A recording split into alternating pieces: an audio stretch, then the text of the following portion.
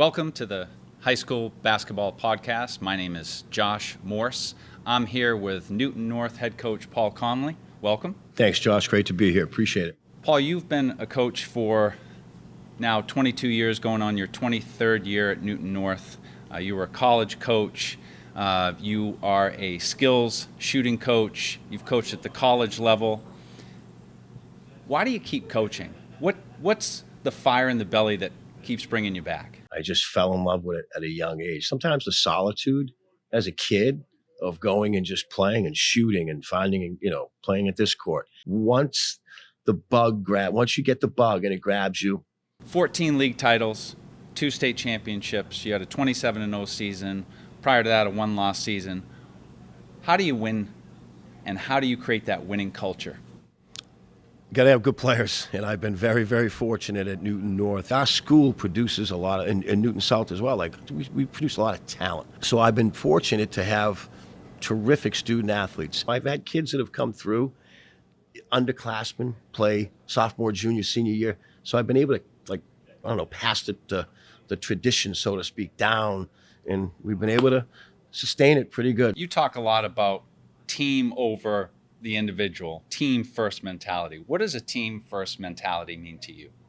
It's sacrifice. We're in an age of specialization again, where kids, they put so much. There's a lot of investment and a lot of money, hours, time, travel that parents and families and kids put into the game to try to play. I want to play at the next level and play in college and stuff. And the team is everything. Team is everything.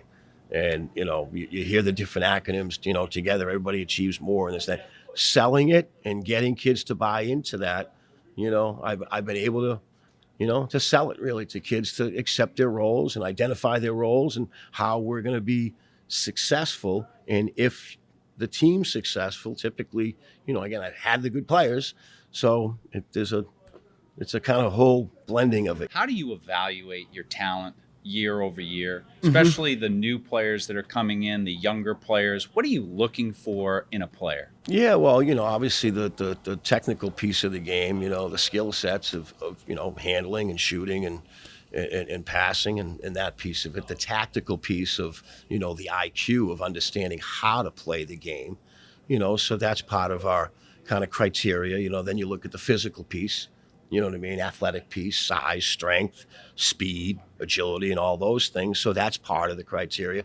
Then you kind of look at, in terms of the attitude and that commitment level on what kind of separates, because a lot of kids are going to check some of those boxes off. And then you get into the next, 3 or 4 criteria of, your level of commitment and toughness and coachability.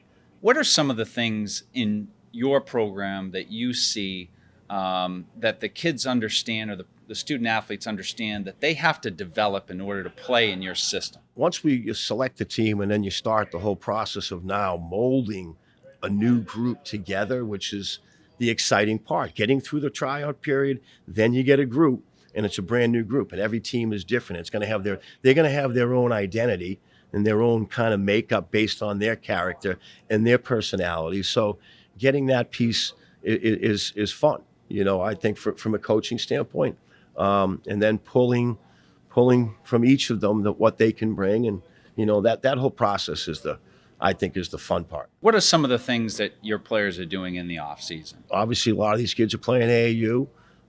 You go back to our 06 team. I had 7 kids to run our football team that year, and I don't have as many kids that are playing multiple sports.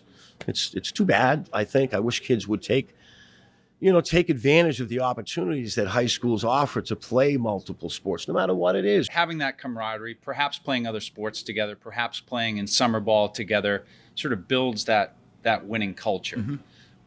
What is the culture of your program? What are you about? You know what I mean? And when I've been fortunate to have really good players and hold them to a high standard, but also, understanding that they're kids. I just recently saw something with Brad Stevens talking about being a warm demander, and I feel like, guys that I've coached with, that I've learned from, that were screamers and yellers, were warm.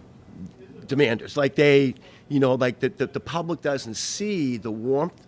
I know personally for me, I think there's a projection, there's a projection out there of people how they see me certain way, and then in the locker room and the different side or whatever. You know what I mean? But I think that's part of it, where you really show kids that you care about them as people, as kids. Most of my kids that play for us are not going to play in college. You know what I mean? And they're just as important as the superstar stud. And that you talk about culture in a team. This guy is just as important, what he's bringing every day in practice, working his ass off. Because, practice is fun. It's hard work, but it's fun. Our practices are hard work and fun. So I watched the recap of one of your more recent seasons that was filmed throughout.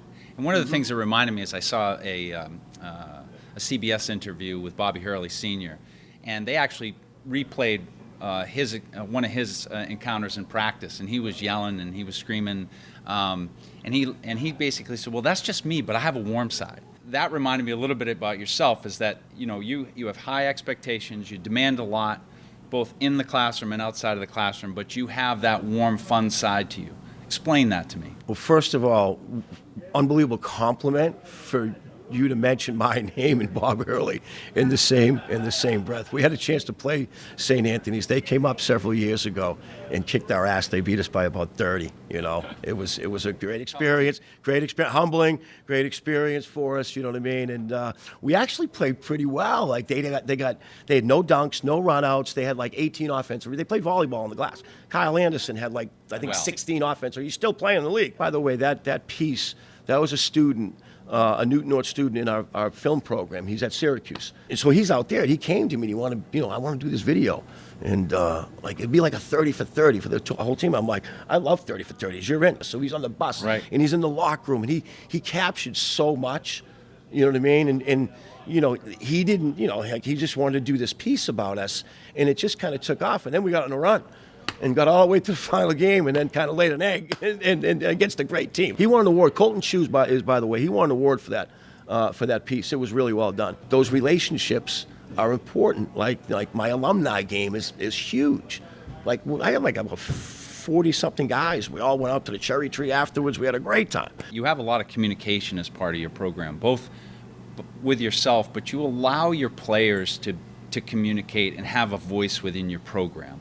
Talk about your values and talk about the leadership that you've been able to create within your programs that has allowed you to win a lot of games. I've had some special kids and I really try to give them the keys to it. It's it's your team. It's your team. Take ownership. You see all the cliches again. A player-led team is better than a coach-led team. I try to direct them. You know what I mean? It's like a guy that is in charge of a baseball team is called a manager, and everybody else is called a coach. And we're kind of managing. We're managing people. We're managing egos. It's hard. The success that the kids have when they leave and go on into, that's kind of the joy of coaching and doing it. You know what I mean? And then the competition. I'm competitive. I love competition. I want to win. I'm going to play. We're going to win. I want to win. You know what I mean? You don't win them all, but that's part of it. What has changed over the years? From your start to now, what do you see as the biggest differences, and how have you acclimated to those differences? The first change as of recent is the new statewide tournament, obviously.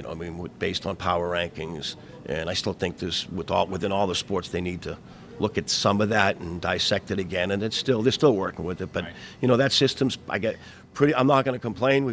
I've had some pretty good success with this format in the past. I like the old format. I was into that with this north, south, central, west, and we had some great rivals with teams in the south and scouting and going all the teams. But that's changed a little bit. Scouting has changed a little bit, where you don't really go live scouting with huddle and not as much maybe film exchange, but you just go online and you can you see your team. So it's really, there's no secrets in that sense. Where in the past, it's kind of old school, pen and paper, and I still am. I tell my kids I'm old school. I have a little bit of a new school flavor, but I'm old school. So I'm a pen and paper guy. I like to go. I talked to Paul Liner, a guy in our league at Needham High School, great coach, good friend. He's like, I got to go see them live. You can watch all the film. Paul's great. I love Paul. And it's true though. Right. When your eyes see it live as opposed to on film. So I think that piece has changed. The level of amount of programs for kids to play in out of season with the AAU programs and training programs and different things. You've had a lot of people that you've probably stolen from. In today's basketball environment, there's no secrets. But talk to me about some of the mentors that you've had throughout your career, and maybe highlight a couple of those that brought a lot of value to you, and that you may continue to steal from or stole from, or remind yourself of what they taught you. Yeah, I was fortunate. I played 2 years at Mass Bay Community College for Dana Brown, old BC guy, great man, great guy. I played 2 years at LaGrange College. It was an NAI school in Georgia. I played for Randy Younger from Wabash, Indiana. Loved playing for Randy. I had the opportunity to coach with Dave Powell in Norwood and at St. Patrick's High School years ago, and I learned a lot from him. And I had the chance to coach at Emerson College with Hank Smith, and before I took the Emerson job. So I was like an assistant for a long time and never been a head coach. So when I took over at Newton North 22 years ago, I'd never been a head coach. It's different now. You move over that seat and it's a little different. Everything's, so, it's great. Like, you could give suggestions as an assistant. My college coach, I coached with him for 1 year, and so I played for him, and now I'm coaching with him. And we used to, I'll never forget the story. We used to run this play Villanova down for this guy. Go, Coach, run Villanova down. Run Villanova down. Calls timeout. Brings the guys over, and he goes, Dean frickin' Smith thinks we should run Villanova down. He hands me the clipboard, and now I'm shaking. You know what I mean? So, it's different, so, but I learned on the go. And anybody will tell you that. When you go from an assistant coach to a head coach, you learn on the go. You don't know it all. You learn. And I'm continuing to try to learn, going to clinics and trying to get better. But Hank, I got to tell you, I owe a lot to a lot of those guys. Hank Smith really formed me in terms, again, being a warm demander. He was a demander, but the warm side that sometimes people don't see, you know what I mean, which is so important, going into those relationships. So those are guys. And then if you look at the whole landscape of the game, you go back growing up in this area with the Celtics and, in the 70s for me with Havlicek, JoJo Collins and those guys and Heinsohn as a coach. And, even going back to Arbach had one play. Get it to Bill Russell at the elbow. You see it a lot. Everybody passes to the elbow. Everybody's going 1-4, right. High elbow, right, and play from there.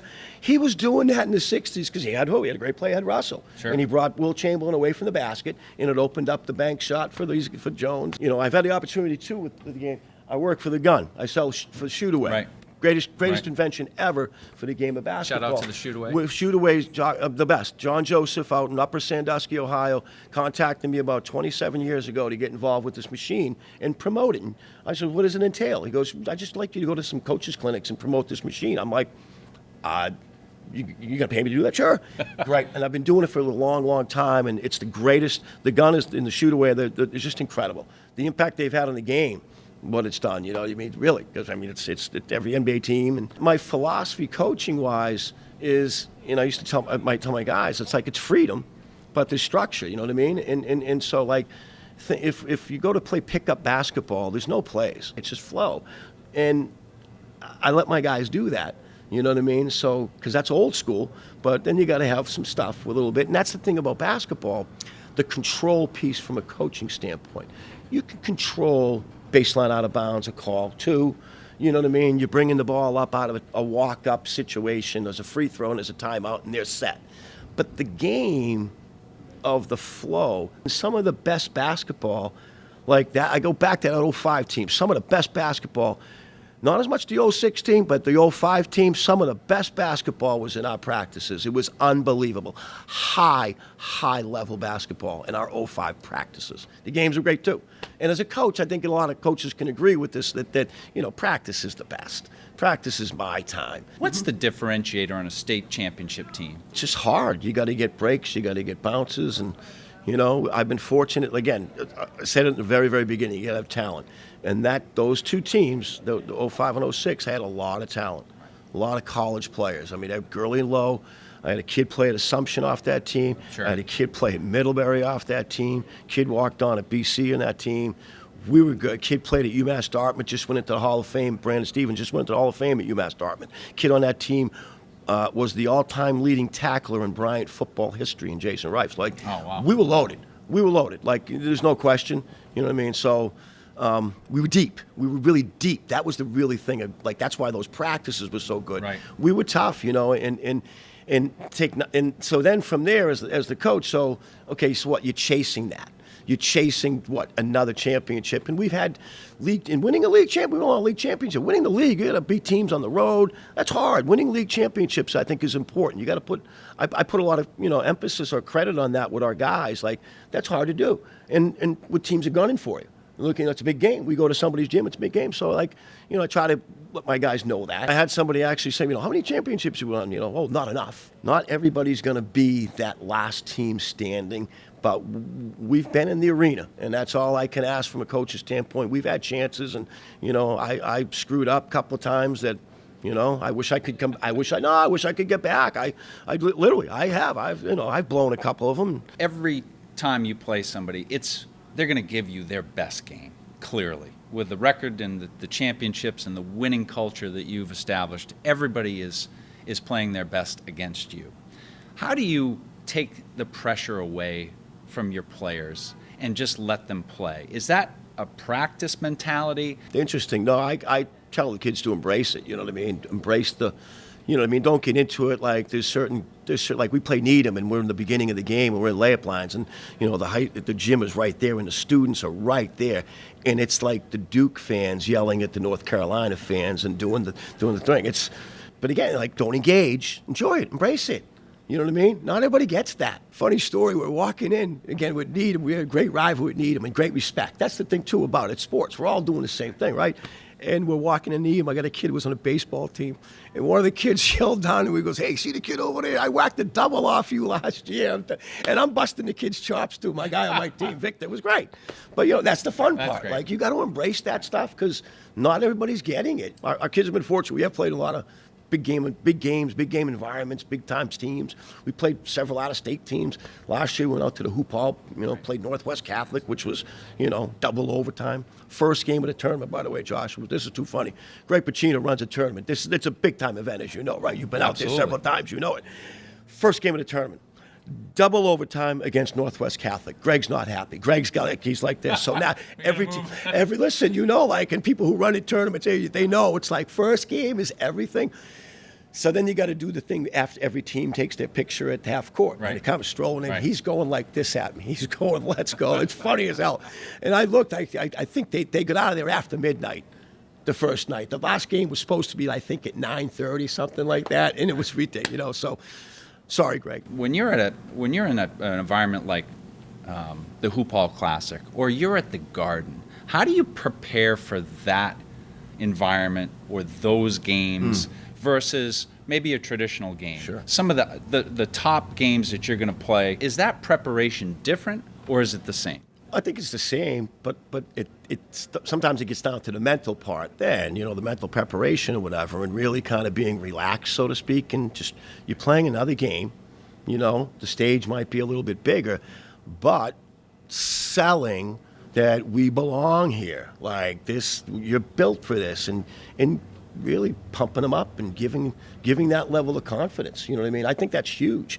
That I go into it with a level of confidence, and it may come off as arrogance or cockiness, but I really try to project that to my because they're kids. Are there now situations where you're saying, look, based on the personnel, based on the types of players that I have, I might change some things up a little bit from my game planning or my personnel or my personalities, what I have coming back. Yep. So it seems like to me you're fairly adaptable, even though you have a system, if you will. Yep. No, I think you're right. I'm fortunate. My assistant coaches, all work most of them work in a couple of them don't work in our building, but my freshman coach, teaches math in the building. My JV coach teaches in our building, and he played for me. My assistant coach teaches. He's been with me for the whole time. He started as my freshman coach, so we have a level of consistency. These kids can't mess around. With his eyes and ears. I saw a thing on Twitter with one of the guy I know, Scotty Lee, great guy, old ball player. He's like, it's like he said. There was something, Fennis Rick will put a thing out about tweet about the high school. And Scott had put something about, it's always nice if at least one of the coaches works in the building. I saw it today. And it just kind of resonated. I'm blessed, I'm lucky. Right. We are all there. You know what I mean? You have the pulse of the Yeah. Yeah. It's one thing, when you get the kid's report card and his grades, but when you're able to address it on point, and like why aren't you in class? Like another funny story about Newton North, Newton South. Joe Killalay, great guy. He used to be the old Newton South coach when I was coaching, first head coach, and I've known Joe for years. Joe and I play the accordion together. You didn't know I play the accordion. I don't play it as well as Joe Killalay plays it, but Joe, I'm talking to Joe. We play every year in the tournament up there, and talking before the game. And Joe knew my dad and all this. So we go way back into Galway. And I says, Joe, can you imagine if Newton had one school, how good it would be? Jesus, I'm talking like legit. It would be the biggest school in the state. And Joe Killalay hits me like this, and he goes, yeah, you'd make a great assistant. And I go, Jesus, Joe, he had 34 years. I'd never been an assistant. Joe, I'm a good assistant. I'll be your assistant. We would roll. Joe and I actually played the accordion together at the Garden, at Boston Garden, before an event in there, the Good Sport, the Andrew Lawson Invitationals. Okay. That the Andrew Lawson Invitational they have at the Garden there. Joe and I, two Irish guys playing the accordion on the Celtic logo right there. It was incredible. Other than practice, what's your favorite part of the season? Bus rides with these kids can be fun. I had a conversation with somebody the other day. I got one of my guys, one of my managers, Brendan Durkin. He's been with me for about 14, 15 years. And this kid, he's the best. He's a kid with Down syndrome. And this kid just turned 30. Still with me. He's talking about retirement. I'll have to talk him out of it. But like, this kid loves to rap and do all the stuff, and he elevates our kids. Like we sing. I got kids who sing on the bus. That's like a team building thing. Are there kids on the bus that are like this on their phone? Yeah, but there's a little bit of team engagement, so it was a lot of fun. Is there any better environment than a packed gym against your rivals? It's pretty cool. Yeah. I mean, that has to be one of the primary reasons why players play, other than the love of the game. Yeah. I think, too, again, playing for their school and playing for their friends, playing for their town. I know the MIAA has a lot of stuff to do with the sportsmanship and the chants and the different things, but I go back to like the Duke, those environments, and they're under a lot of stress, these kids. They do. They like young stress, kid stress, not adult stress. And for them to go to games and as fans and be able to yell, and it's just sports with that stuff is out of control. So I do want to say there's got to be some type of, because you see the stuff that happens in these professional sporting venues that's just out of control. Cheering your fans, but for these kids to cheer for their friends, they have great memories. Put you on a spot a little bit here. If you had to name a top 5 all-time Newton North team, what would be that team? That's really hard. I don't know if I could. Obviously, Anthony and Corey would be right there at the level that they played at, playing at the professional level. Freshman year, there's people all in the stand. Anthony played for me for 4 years now. I'm going to go down, and I'm just going to go with, I guess, the top scorers. And it'll make it easy for me. I can cover myself with this. That the only reason I'm picking these top 5. So Gurley's the all-time leading scorer. Right. Ethan Wright, second all-time leading scorer. Tommy Mobley, third all-time leading scorer. Greg Kelly, fourth all-time leading scorer. And Corey Lowe is the fifth all-time leading scorer. So I think that covers me in terms of that. I started this off with saying you win with talent. Those are 5 guys that won a lot of games for me. You know what I mean? A lot of games. And championships and league championships and chasing state championships, because a kid like Greg who he still plays and stuff, and he chased it. He was a kid when he came to me as a freshman. He wasn't very good. He wasn't very good as a freshman, but he worked and got better and better, played at Yale and stuff, and he still, it meant a lot to him. He followed some of those teams. He wanted to wear that. He wanted to play for me, his brother. So I've had a lot of kids that are like that. You know what I mean? That they see it and they want to. Who would be maybe a couple of the top players that you may have played against? Man, my first couple of years, our league was loaded. I want to say there was 11 division, no lie, 9 Division I players in our league in the Bay State Conference. From Anthony and Corey, Kid Clifford from Walpole played at Holy Cross. Matt Wolf played down here at over here for his dad at BU. Kid Bobby Kelly played at Northeastern. Jeff Adrian. Brookline had some other it was unbelievable. Our league was just loaded. loaded. My first couple of years, man, Brookline, those games were wars. You know, we lost most of them, but I have such vivid memories of those games. Honestly, they were great. You know, that was a great rivalry. We have great rivals with Needham now and stuff. Tim Jones was a stud. And then, I'm trying to think, Jonathan Cruz and, a foe that, still kind of, very, very sad. But the kid, Hector Paniagua, who unfortunately got shot up in Lawrence, the last game he played was against us, And, I've had a lot of good memories. The city of Newton, actually, right across the street, we stepped up and we raised $50,000 for Hector that year. Because the picture in the paper of Hector in his last game was against Newton North. My JV coach, John McNamara, he was in the picture. We talk all the time. We put together a fundraiser, and this guy contacted me. I said, "Sure, this is great this night. That'd be great." And I've done fundraisers. I'm like a $3,000-$4,000. We're going to pass the hat kind of fund, He goes, "No, I'm thinking we can raise about 30, 40 grand." And I'm like, and then he goes, "Listen, it's Newton. We'll work." And we got meetings and did it, and it was incredible. So he had, he's a kid that comes to mind as big time. Pat Connaughton. What's that experience like to have had that legacy of not only success on the court, but also for the young men that you've helped develop into successes in life? Still having those relationships with players from, when I was at Newton North and back then, I got a kid my first year, my backcourt my first year, Wasim Givens works for the Boston Celtics, and his backcourt mate Andreas Vasilio lives out in Vegas, and I'm like, this is my first year. When are you going to be home, Andreas? These are the dates. Okay, so I put the alumni game based on when he's going to be home. Right. I don't care what these other guys say around here. Andreas coming in town. This is the date. Great kid. Still connects. You know what I mean? So like guys that go way back. And then again, some guys when they come and see a practice now, they're like, "Coach, what happened? You're soft now." It's like I'm old. What would you want your legacy to be as they talk about you as a coach? I was tough. I was, demanding. I was more, again, that warm demanding thing, you know what I mean? But I cared about all my guys. Not everybody is the superstar. Not every kid is going to, my school, my team can go on playing college. But the value, that this one brings is, the fact that you're scoring 20, well, you don't even score. You don't play that much, but this kid works his ass off every day in practice and shows up and is a great kid and a good teammate. So it's something bigger. You know what I mean? It's bigger than you. The kids who don't play as much have to be valued. You know what I mean? I think that's everything, and bringing everybody together. And do I put emphasis with those guys that are going to play more when you're going through certain stuff? Yeah, but it's the team, because these guys down here who might not be as talented or skilled as this guy, and I'm coaching him as hard as I'm coaching him. And then it's like, okay, but then there's the fine line too here, Josh, where, well, he lets him get away. He takes those bad shots. You talk about taking bad shots. Right. He lets him take bad shots. Well, yeah, you know what? He's earned it. And you know what I mean? And that's a sell. He's like, well, yeah. Boy, if you were me, what would you?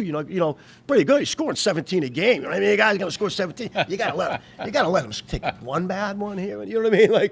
And that's part of it too. You know what I mean? And are there different rules for this one? There's the standards. You talked about it. There's the standards, and then there's the human piece of the coaching and coaching by feel. And if you had a choice to pick one player, would you pick Dana Barros or Chris Herron? Ooh, Dana could shoot.